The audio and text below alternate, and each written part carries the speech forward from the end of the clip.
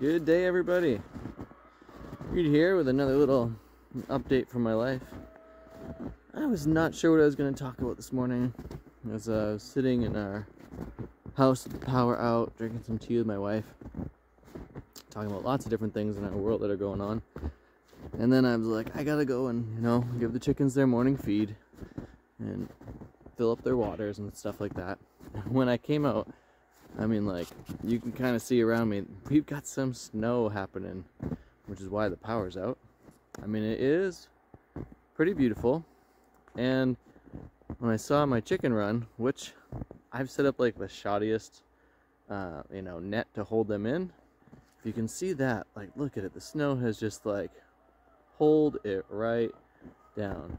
There's so much down fence.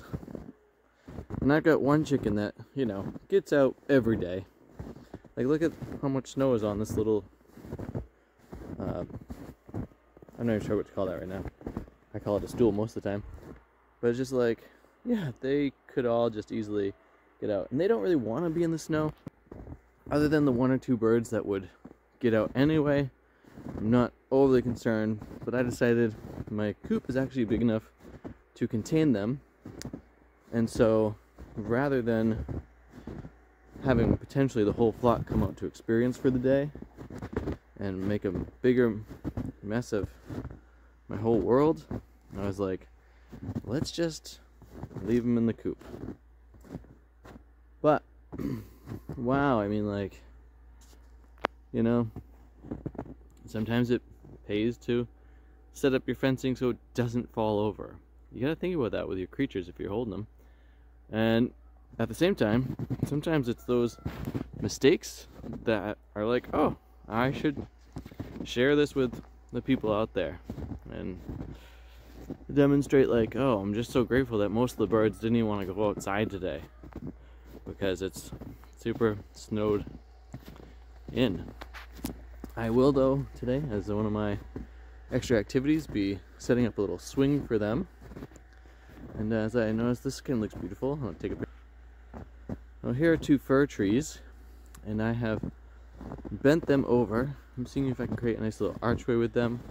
I think it's really fun to play with nature. You can see the blue rope that's there, kind of holding them together as they hopefully grow together a bit more, and I'll continue bending them in time to create a nice little archway here as we change up the back of our home space and turn this into a bit of a backyard area.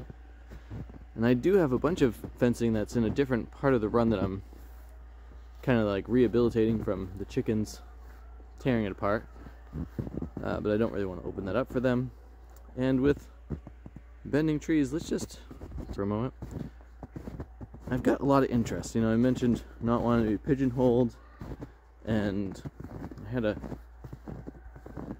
great time over the weekend going off island to Vancouver. We were supposed to get the snow on Saturday night, which I am super glad didn't happen, because I'm not sure how easily I would have gotten out of Vancouver. But other things that I'm interested in, bonsaiing. Now, these are some holly plants, which are considered really invasive here. And again, they're all covered in snow right now. So I'm removing them from a property that, wants to eradicate them. And I was like, holly are cool, and they're so resilient that maybe I can turn them into bonsai. And so we'll see how that all plays out. Welcome to inside the greenhouse. Got some bamboo, and I pulled out of a client's yard for them. And then over here on the table, we've got some roses that are rooting in.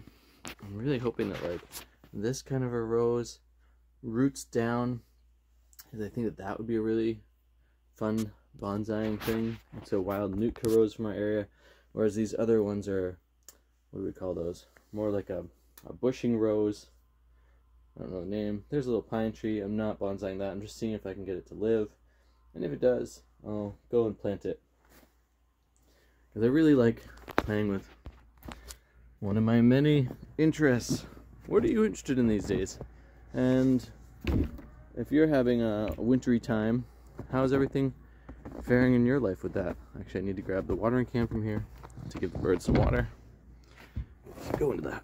Actually, this is a good question. How will that work with the pump being off? Things to figure out, people. Anyway, we'll sort it all out. The birds have some water for now, but I'll have to evidently melt down some snow for them. With that, I'm off to continue the great joys of living on off-grid without everything you need to do all those things, and learning along the way. What are you learning today? What are your interests? Where are you going with things?